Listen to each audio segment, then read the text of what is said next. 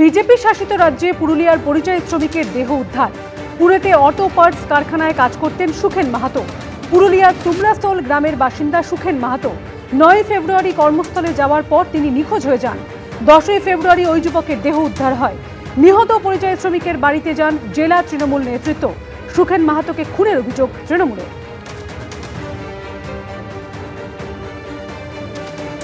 যেখানে থাকতো, যেখানে ভাড়া বাড়িতে থাকতো, সেই বাড়িতে ফেরেনি। তখন ওর ভাই ফোন করেছে।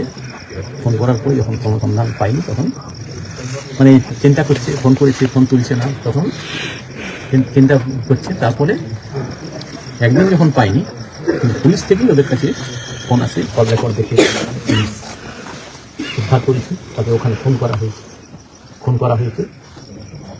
আমাদেরকে বলেছেন যে পরিবারের পাশে থাকতে হবে, এবং পরিবারের পাশে আমরা সেই জন্য আমরা সবাই এসেছি। জেলা তৃণমূল কংগ্রেসের সমস্ত নেতৃবৃন্দ আজকে আমরা এসেছি।